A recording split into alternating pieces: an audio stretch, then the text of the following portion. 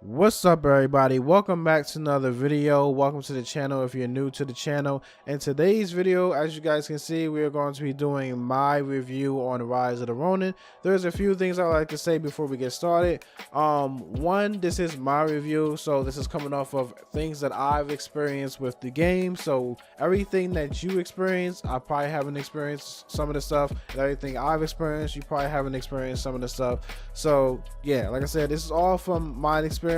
Also, this is my first time ever doing a review for any game ever, so I wanted to try something new. I may have some errors here and there, but I want to try something new, try something different. So here we are. So yeah, but hopefully you guys still enjoy the video. I wrote like a couple notes down for like pros and cons of things I enjoy, which is the pros, and things that I think were good and that I liked, and then the cons, which is the negative side of things that, you know, how I felt about a game that I didn't like. So yeah, but like I said, hopefully you guys enjoyed the video, and let's get started. All right, so we're gonna start off with the pros. So for the pros, number one would be the combat of the game. It's very good. It's honestly, to me, the best part about the game is the combat. The fact that you have to block attacks, or you have to try to parry attacks to stagger them, and you can't just constantly just spam attack all the time, because they could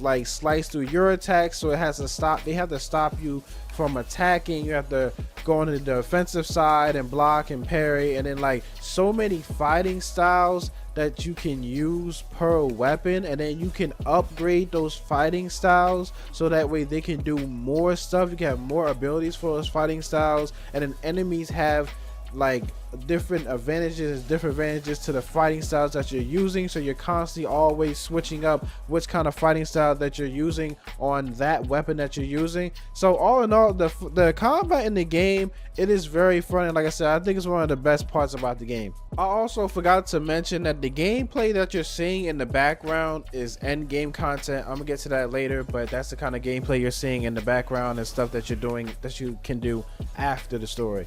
But for pro number two, it is pretty easy to get around the map. It's not hard at all. And then when you unlock the fast travel, the different fast travel banners in all the areas of each map, it makes it even easier to get from point A to point B. You don't have to do too much traveling if you already unlocked them. Say you just go through the map, liberate the map, and then when you get to the mission, the mission can be a whole 1,000 meters away. You can just fast travel to the nearest thing without having to just ride there and just get straight to the mission. So I would say it's really easy to get around the map, and on top of that, you can you have a glider that you can use to fly around the map. That does require your stamina or your key bar, but nonetheless, like I said, it does make it also for an easier time to get around the map and maybe assassinate enemies from up top, and throw bombs on them, stuff like that. So yeah, and also exploring the map was pretty fun to me as well. They have quite a bit that you can do throughout every region of all the maps. It never felt like a chore to me. Also, you have a horse that you can ride to get through the map faster as well.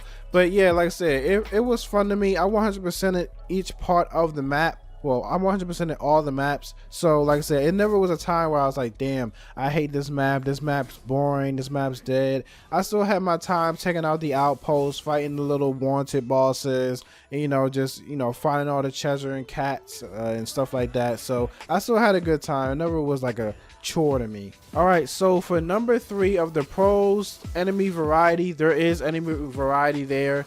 You won't really see it too much at the beginning, but as you progress through the story, you'll see the different type of enemies they have, and the different type of enemies you see depend on this kind of faction that you're fighting against. So they'll have the regular small grunts that are pretty weak, they're easy to defeat. They have the medium-sized ones that some may be formidable enemies, others may not. They'll and it normally indicates the type of enemy they are by the icon that's above their head. And then you'll have the big brutes, who are always normally either a mini boss or a formidable enemy.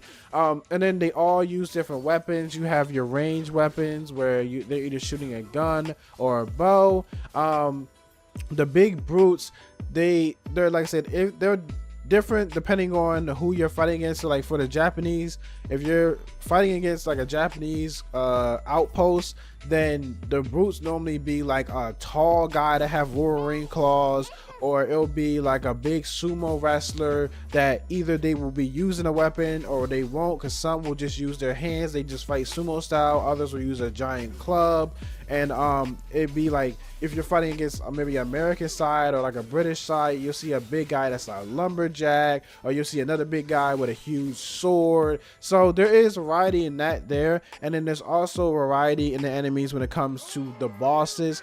All the bosses in the games, and I'm talking about the actual bosses, not mini bosses, all the bosses in the game, they all fight different. They're all different. I haven't fought not one boss that like you fight throughout the story. I haven't fought not one boss that felt like I already fought him before, but by somebody like fighting somebody else. They all have their own fighting styles. They're all different. And then you have secret bosses who they fight different as well. They be all in caves and stuff like that. And then you have the mini bosses that are throughout the all scattered throughout all the maps that not all of them fight different, but you know, like I said, a lot of them will look different. Not all of them, but a lot of them look different. Some will look the same. Some will just be a mini boss of a brute, you know, something like that. So yeah, but there is variety there. There is definitely variety there. And then you have a whole nother faction that comes in at the end of the game too. So yeah. Also forgot to mention too, you do fight some animals as well. It's mainly just dogs and boars. There's a lot of different animals in the games, like cats, dogs, chickens, you know, boars, stuff like that. But you mainly fight dogs and boars. That's what you mainly come across. Number 4 on my list of pros is character customization is very good. Like the character customization, like you can do a lot with your character, and you have to make 2 characters. Well, you don't have to, but if you want to, you can make 2 characters, because there are going to be two of your characters throughout the whole story. So the character customization, like you can do a lot. You can do a lot of facial changes, different hairs, put the makeup, scars. You can do a lot of different stuff. So the character customization is actually really good. Number 5 on my list, pretty much they give you a lot of stuff to do on the map. Like you're basically liberating the map. There's 3 maps in total, and you're basically like liberating each map, but they do give you a lot of stuff to do on each map, and they let you know how close you are in a percentage wise when it comes to like that part of the map being done. But you can basically like, you can find chests that have loot in it throughout the map. You can find all the cats, you can clear all the outposts, you can fight all the mini bosses that are basically the wanted guys. You can do those. And then there's a gambling den. There's also you can do some sort of like gun trading to get a high score on and get loot from that. You can do bow trading to get a high score on for loot from that. And they have just regular bow, and then they have bow on horseback, I believe. And then I'm probably forgetting something else, but basically when you 100% each part of the map, they give you skill points too to help you level your character up as well. And you do level your character up through while you're doing those as well. So yeah. And then also, they have dojos to help you. Dojos can actually help you with like getting better at playing the game and fighting people, but it can also reward you depending on your score too. They can give you loot from there as well. So they have so many different things that you can do throughout the map. Number 6 for the pros would be that they give you a lot of weapons to choose from. Like you can use any weapon you want. They don't limit you to what weapon you can use. You can use literally any weapon you want throughout the game, and they have quite a bit of weapons to choose from. They have bayonets, dual wield swords, regular katana. Normally I use a katana and a adachi, which is like the big sword. They have great swords. They have spears. I think it was called like an oxy blade or something they had. But it's so many different weapons you can choose from, plus the rifle and bows that you can use as well. So and then they have the smaller stuff like the shurikens, the star looking things that you throw like for ninjas. But yeah, they have a lot of different weapons to choose from. Alright, so for number 7, it goes with number 6, but along with the weapons, they give you a lot of loot. So like at the pretty much early into the game, almost like a little bit after beginning, you'll start to get legendary loot. Like, they give you loot for almost everything you do. Even like just taking down enemies get you loot. You get loot out the chest, doing the whole dojo, depending on your score, you can get loot from that. Same thing, like I said, with the gun training, you get a certain score with that, loot from that. Same thing with the bows, you get loot from the outposts. You get loot literally everywhere. They give you so much loot, and then the loot that you get syncs with your level. So say you level up, you'll get loot towards that level. So yeah, they give you a lot of loot, which ends up giving you a lot of chances to use so many other weapons. But yeah, it's a lot of loot in the game that they give you. You'll never feel like you're not getting anything. Also with the loot, make sure you look at how much you're carrying. They give you inventory space of 2,000, but it can get filled up pretty quickly with how much loot you get. So make sure you look out for that, because then you'll end up like me, where I'm wondering how come I'm not getting anything better when all my better stuff is literally going into the storage. So make sure to like dismantle weapons or like sell weapons that you don't want, so that way your inventory space is not getting filled up. But as far as number eight will be that the co-op, doing co-op is fun, especially with friends. Doing co-op is pretty fun. You guys are seeing in the background, I'm doing co-op with basically randoms, but the only way you can do co-op is in instance missions, which are basically missions that are just set in just one small area, and then once that mission is over, it automatically kicks the players out. If it's like a story mission that you've never done, that goes along with like your playthrough. But if you're replaying it, normally everybody just stays in and goes back to the longhouse, or I think it's longhouse or loghouse, and then you can just queue up for another mission. But it is pretty fun, and the missions can be challenging, especially when you're first time playing those missions. As far as number 9, when it comes to the music, I will say that the music did sound good to me. I don't think the music sounded bad at all. I do think that the music definitely sounds really good when you're doing some boss fights. So the music does turn up during boss fights. But overall, for the like entirety of the game, there has been like one time like, man, this music sucks. The music actually sounds pretty good to me. Pro number 10, what I really liked was that the side missions, like there was two types of side missions. You had the side missions that like don't really contribute to the story like that, and then you had the side missions that update the main quest. So it could be like you do a main quest, and then after that main quest, the next main quest to have like 2 to 3 side missions that you can do, and then when you do the side mission, it'll be like, oh, this main quest just updated. So I like the fact that during the side missions did like matter in a way of the main quest, where like you can have dialogue and you'll already know something, or like it can contribute some way to the main quest. I actually did like that. So for number 11 of the pros, they have endgame content. I like the fact that they have endgame content for anybody who wants to continue playing the game after they beat the story. Pretty much the endgame content of part of it is what you're already seeing on screen, but basically what it is you unlock a new difficulty called, I think, Midnight, and from there you can unlock new masterwork gear. It's gear that's, I think, like that's pretty much the best gear in the game, and you get that gear through only playing that high difficulty.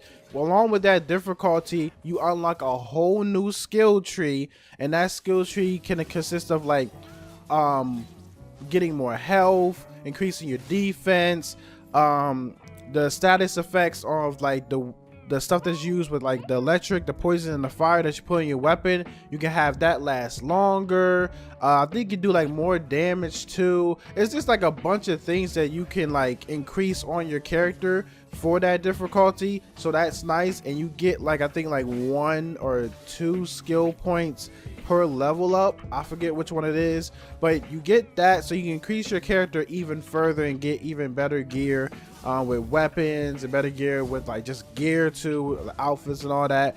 And then another thing is, basically they can have you can like re-liberate the map, and the map will be basically higher levels of the enemies, basically like the map that you liberated before at the beginning of the game, like the first map is going to have everything back on it, but just with higher enemies. So you can just re-liberate the map if you want. And I think once you re-liberate that map, or you do a certain amount on that map, you unlock the second map. Then you do the same thing, unlock the third map. Another way you can do it, which is easier, because the enemies they are definitely harder. They have more health, and they do more damage to you. So yeah, but the easier way I was doing it, which is through what I was doing, it was the instance missions, where you can replay the missions at like a higher difficulty, and you can get gear that way. And those missions, actually, I feel like so far they've helped me level up way faster than doing the free roam. I think most people probably gonna stick to just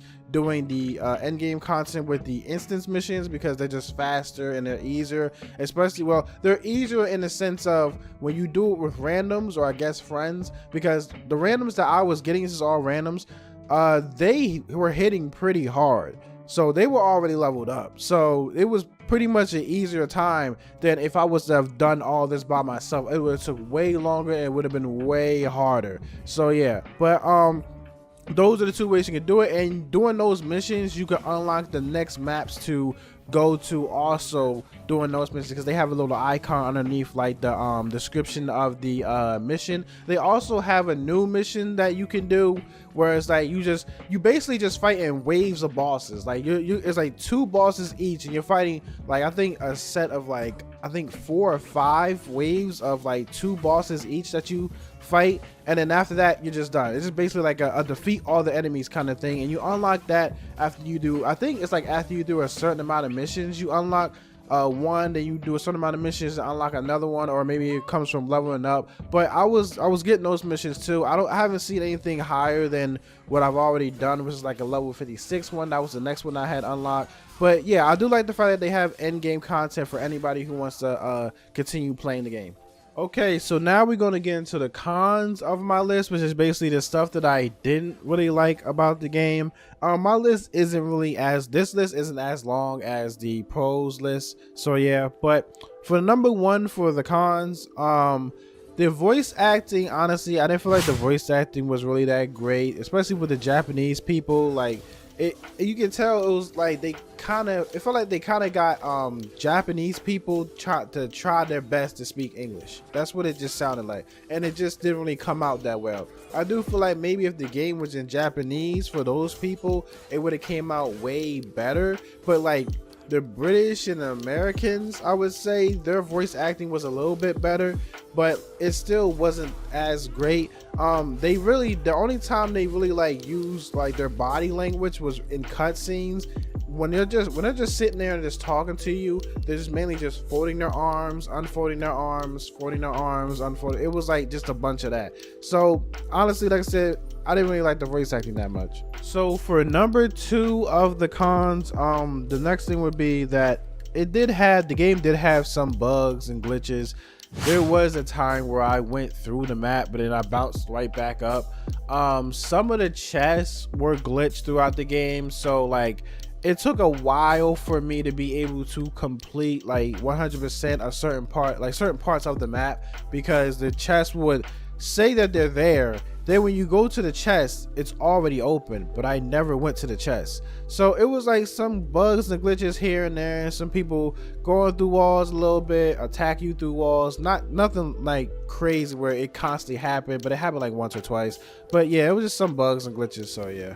All right, so for number 3, and this is one of the major things that I didn't like about the game, it was the fact that the upgrade feature for weapons and gear, to me, was pretty useless majority of the game.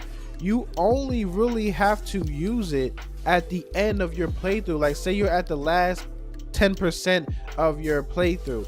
That's when you would use the upgrade feature.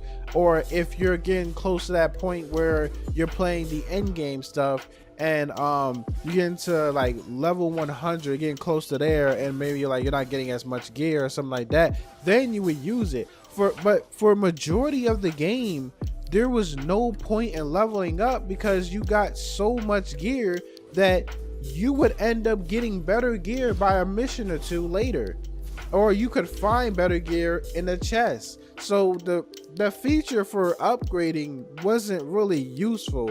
I feel like it is mainly just for like just getting to that point where you hit end game and you get to that point where you're close to being maxed out, and that's when you would use it. But other than that, for that feature for you doing it during your playthrough, it was just completely useless. I barely used it until literally 5% left of my playthrough. So yeah. So for number 4, another thing that I really did not like is the fact that, okay, cool, we can play our missions, we can play instance missions with friends, but I feel like they should have just made the entire game co-op. Like, I just feel like co-op for the entire game would have just been better than doing instance missions with friends while you're trying to like play through the story. Like, I could get at the end game.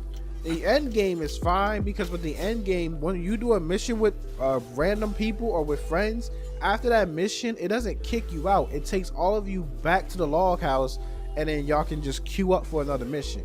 But trying to play with friends while doing your playthrough is pretty hard, because of the fact that it's like you do an instance mission and then it probably be an hour later till you do another one. Now, there were some cases where there were instance missions back to back, but if you're someone like me who also does all the other stuff around the map, it'll be a while before you play with your friend again when you're doing your playthrough. So I just felt like they should have just made the entire thing fully co-op, so that way you can actually play with your friend the entire time, instead of playing a mission, be done the mission, it instantly kicks them out of that mission, and then you're back to your world, and then they gotta wait for you to get to another mission in order to play with you again.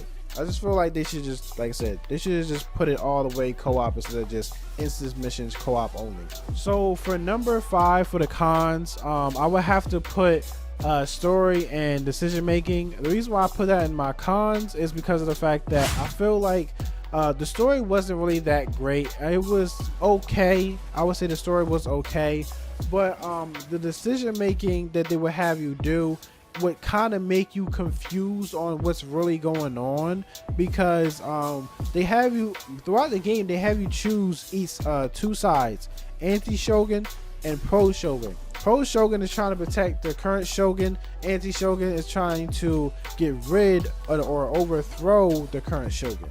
But when they would have you choose a side or choose which side you want to tackle the mission with, it didn't feel like it impacted the story at all. I feel like the game was trying to make you choose, make you like decide on certain things, and it would impact your story.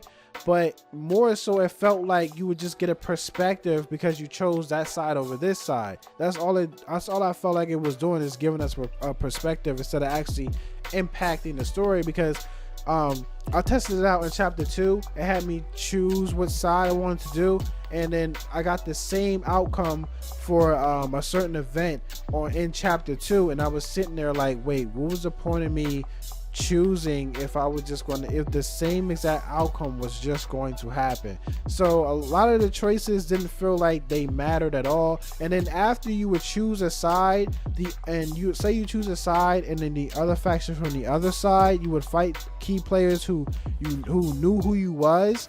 They wouldn't even be mad at you. They wouldn't hold a grudge. Next you know, you go back to the open world and they got missions and need your help, or you go back to the open world and you're doing missions for both anti and pro, and you're just sitting there like, wait, what was the point of me choosing a side if I'm still going to do missions for the anti and pro? Like, why am I choosing sides? Why am I making these decisions? I feel like the only decision that really mattered was probably like the decision of if you should kill a certain person or not. I think that's the only decision that really mattered, and then the decision at the end of the game as well. But other than that, the other decisions, it felt like they didn't really have any impact on the story. It was all just perspectives of like, oh, you would see what happened on this side, you choose this side. You would see what happened on this side, you choose the other side. So it was just all just, oh, which side do you want to see, unfold or whatever. And then other than that, it was like, it would make the story confusing to me too, because like a lot of this stuff just didn't, like, the choices sometimes just didn't make any sense. It just didn't make any sense to me. So yeah, And then you have at the end of the game a whole another faction come in that comes out of nowhere that makes things a little bit even more confusing. So it was just like the story was just, to me, it was confusing, and I just didn't like the fact that the choices that you would do, not all of them mattered, only certain ones. So I felt like they should have had it where everything mattered and you get this only do certain missions for certain sides and stuff like that. So yeah, so that's my take on the story. I just felt like it really could have been way better than what it was. Number 6 for the cons, I would have to add the AI in there as well. The AI really isn't all that bright. There's been times where I was sneaking up on an enemy and I would break boxes or break some sort of vase or something, like huge noise. They wouldn't even hear it. Mind you, I'm literally right behind them and they wouldn't even hear it. There's other times where I've assassinated an enemy in front of another enemy, they don't see it, or I'll assassinate an enemy in front of another enemy, they'll see it like to a certain extent to where the bar is almost full or halfway. They'll see the dead body, they won't alert everybody around them, they'll just be alerted themselves. And then next you know, when the bar goes right back down, they just go right back to the post as if nothing ever happened. There's been other times too where my AI companions have gotten stuck, or I've freed an AI companion from like when I'm doing an outpost and they don't even fight at all, they just stand there and just look at you. So I've had instances where like the AI has been like pretty bad, so I would definitely have to add this in the cons for sure. I also forgot to mention about the graphics. I see a lot of people making a big deal about the graphics. I'll be honest, the graphics look fine to me. They don't look bad. The graphics does not look bad at all. The way that the game looks, it looks fine. I know it's not up to that PS5 standard of it looking so gorgeous and like so realistic, but it don't look like a PS3 game either. I don't know where people were getting that from, because I know what a PS3 and a PS2 game look like. It does not look like that. So yeah, to me personally, the graphics look totally fine. All right, y'all, so that's pretty much it. All in all, if I was given a choice of if I would recommend this game or not, I honestly would still recommend the game. Even though I thought the story was okay, the gameplay is what really shines with the game to me. I feel like the gameplay is where I've had the most fun. I never had a time where I got off the game and be like, man, I don't want to play it anymore. I'll be wanting to play it more. And I have never had a time where it was like, oh, I'm playing the game, I'm like, man, this game sucks, I don't even want to play this no more. I'll be enjoying myself when playing the game. I played it off stream and on stream. Like I was literally mainly playing this game for like a whole week. So yeah, but I really enjoyed my time with the game, so I would definitely recommend the game. If I had to give it a rating, I would definitely give it an 8. I don't think I would give it anything higher than an 8. I think I would just give it a solid 8. So then, like I said, that's just my opinion. So yeah, the story to me is what bunks it down a little bit, because it's like I said, the story is okay, it's kind of confusing, but yeah, but the gameplay and everything, that's where it shines. And having fun with friends, playing the co-op stuff, and then just going around the map, easily going around the map, and just doing so many different things that they allow you to do, so much content on each map. So yeah, that's what I would give it. I would definitely give it an 8. But other than that, that is pretty much it. Hopefully you guys enjoyed the video. If you did enjoy the video, please give the video a thumbs up. Tell me what y'all thought of the game down below, and until next time, I will talk to you guys later. Peace.